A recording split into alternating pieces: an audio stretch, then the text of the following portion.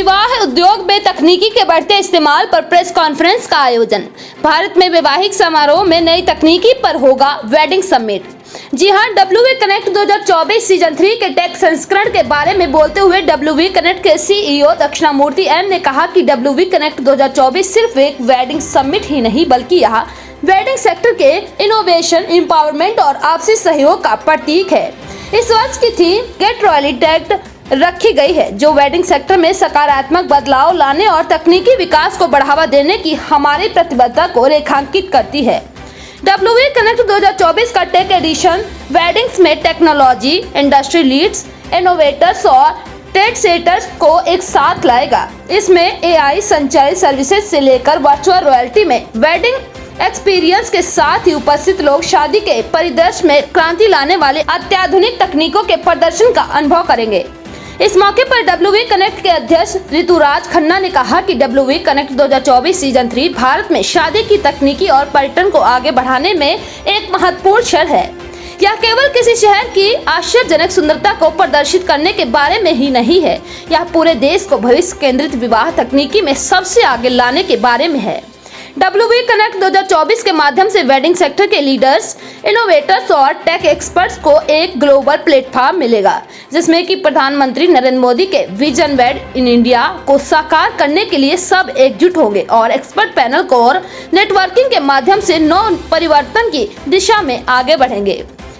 वहीं राशि एंटरटेनमेंट के निर्देशक राजीव जैन ने बताते हुए कहा कि WV कनेक्ट 2024 में हमें प्रौद्योगिकी और नवाचार द्वारा संचालित विवाह उद्योग में एक महत्वपूर्ण बदलाव देखने को मिलेगा।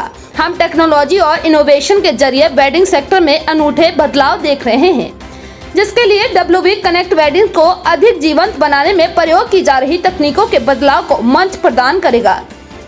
एंसर्ड एंड यंग द्वारा श्रेणीबद्ध WV अवार्ड्स का तीसरा संस्करण वेडिंग सेक्टर में उत्कृष्टता के शिखर के रूप में खड़ा होगा, जो उन दूरदर्शी लोगों का जश्न मनाएगा जिन्होंने शादियों को फिर से परिभाषित किया है। इसके अलावा 101 वेडिंग वर्कफोर्स का भी उत्सव होगा। आइए देखते हैं पूरी रिपोर्ट।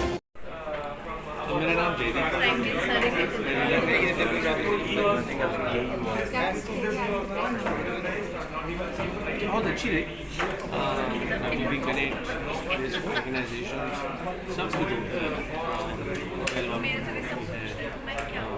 इवेंट प्लानर्स की जोड़ती है, डिज़ाइनर्स की जोड़ती है और सारे के सारे जो पार्टनर्स हैं जो क्रिएट करते हैं वो सब के सब एक साथ एक फोरम में डिस्कशन देते हैं और देखते हैं कि आज तक क्या हुआ और आगे क्या टेक्नोलॉजी।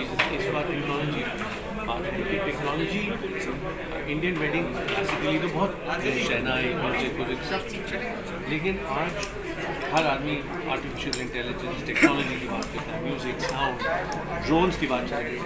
तो how is technology going to help us in the next few years. वैसे ही हिंदुस्तानी शादियाँ यूनिक होती हैं, ये टेक्नोलॉजी आने के बाद तो फिर वो जो गोरों का जो एडवांटेज है वो भी हम नलिफाई करते हैं।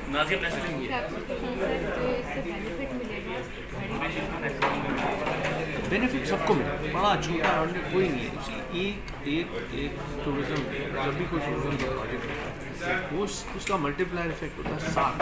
मतलब एक गेस्ट आता है तो 7 लोगों को एम्प्लॉयमेंट मिलती है, 7 लोगों को डायरेक्टली और इनडायरेक्टली, चाहे वो फूल वाला हो, चाहे वो हाउस कीपर हो, चाहे वो इवेंट प्लानर हो, चाहे वो DJ हो, चाहे वो डांस फ्लोर वाला हो। तो जब शादियाँ बढ़ेंगी और जब स्केल बढ़ेगा तो ऑब्वियसली उतने लोगों को, मैंने अपने आपको थोड़ी देर पहले बताया कि ऑलमोस्ट 1.5 लाख लोग इन्वॉल्व हैं इस शादी में। सो जैसे जैसे ये इवेंट बढ़ेगा, जैसे जैसे ये स्केल और क्वालिटी बढ़ेगी, मतलब इट्स नॉट जस्ट मनी, हमारा नाम बढ़ेगा, हमारे देश का नाम बढ़ेगा, पैसा आएगा देश में, चेंज आएगा, एम्प्लॉयमेंट मिलेगी और डेस्टिनेशन नए नए बनेंगे। एक्साइट होते हैं, एक्साइटेड होते हैं, तो विदेशी लोग अब इंडियन वेडिंग में आने के लिए एक्साइट है, तो क्या उसको भी एक टूरिस्ट के तौर पर इंडियन वेडिंग में विदेशी जो दिखाई दे सकते हैं? सब दिख रहे हैं, मतलब आप मानेंगे नहीं, मुझे नहीं पता था। हम एक छोटा सा वेन्यू चलाते हैं वहाँ हमारे वेडिंग प्लानर ने एक शादी करी, तो वहाँ 25-30 फॉरनर्स हैं। तो मुझे बाद में पता लगा कि वो एक्चुअल में पे करके आए हुए थे।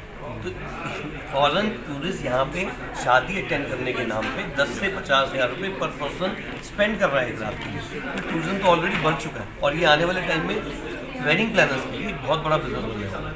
आने वाले टाइम में सर कौन से खास पॉइंट रहने वाले हैं जो वेडिंग प्लानर्स रेडी कर रहे हैं जहाँ पर टूरिज्म बढ़े और अच्छी जगह है और बेहतर तरीके से शादी का या मेमोरेबल हो। सो मुझे ऐसा लगता है कि बुटीक होटल्स जो हमारे हिंदुस्तान में बहुत सारे आ गए हैं। पहले शादियाँ होती थी 400, 500, 1000 लोग, अब थोड़े लोग कम हो गए हैं, 100 से 300 लोगों में बहुत अच्छे अच्छे बुटीक होटल्स आ गए हैं और बड़े अच्छी अच्छी लोकेशंस, उसके अंदर बहुत अच्छे वेन्यूज़ और फिर डेफिनेटली बिल्कुल जी जैसे डेकोरेटर, बाकी चीज़ें जो डिज़ाइनर्स वेडिंग प्लानर्स लेके आ रहे हैं, उससे स्कोप तो बहुत ही ज़्यादा होता है। मतलब फैमिलियाँ सिमट रही हैं, सब लोगों को पता लग गया कि हमें अपनी फैमिली के साथ एंजॉय करना है। सब लोग बाहर जाते हैं और अपने शहर में एक बड़ी रिसेप्शन कर देते हैं जो पूरे लोगों के लिए हो जाती है। तो उस तरह से ये नया फेज है जिसको हम देख रहे हैं। अब engagement celebration, 40th birthday, anniversary, उसका इतना चलन हो गया कि लोग हर जगह डेस्टिनेशन करना चाहते हैं। तो वो जो छोटे बुटीक होटल थे उसमें बहुत ज़्यादा चलन आ गया। आज भी हम यहाँ मिले तो इसका शुरू हो जाएगा और जब इतने बड़े फोरम पे मिलेंगे और 400-500 लोग आपस में अपने विचार आदान प्रदान, जैसे अभी विक्रम ने मुझे पॉइंट कर दिया, मेरे दिमाग में बात रहेगी कि मैं हमेशा इंटरनेशनल डिज़ाइनर लेके आता हूँ यहाँ पे सेट बना के। मैं अपने आप को सेटिस्फाई करता हूँ कि यार मैं यहाँ पे 1000-1500 लोगों को जॉब दे रहा हूँ, but why not designers for their. जहाँ भी आप जाओगे आपको सीखने को मिलेगा और जब इतनी AI टेक्नोलॉजी ये सब होगा हम जैसे लोग मिलेंगे, बिकॉज हम अब उस जनरेशन में नहीं है कि बहुत जल्दी अडेप्ट कर लेंगे और हमारे लिए भी सीखने को बहुत कुछ होगा। सो हमने बहुत ज़्यादा यूज़ नहीं किया बट हमारी टीम करती है और बहुत अच्छे से यूज़ होता है बिकॉज आपको टाइम सेविंग बहुत है, क्योंकि आपका काम जो है वो सीजनल है। हमारे पास में पूरे साल में 3 महीने होते हैं काम करने, उस वक्त हम इतने प्रेस होते हैं टाइम को लेके, टाइम बहुत सेव करता है। मतलब अभी तक जितनी हमारी नॉलेज है उसके हिसाब से, और मुझे लगता है आने वाले टाइम में अगर ऐसे क्रिएटिव और ये सब बनेंगे तो I in the future we all have to learn and adapt.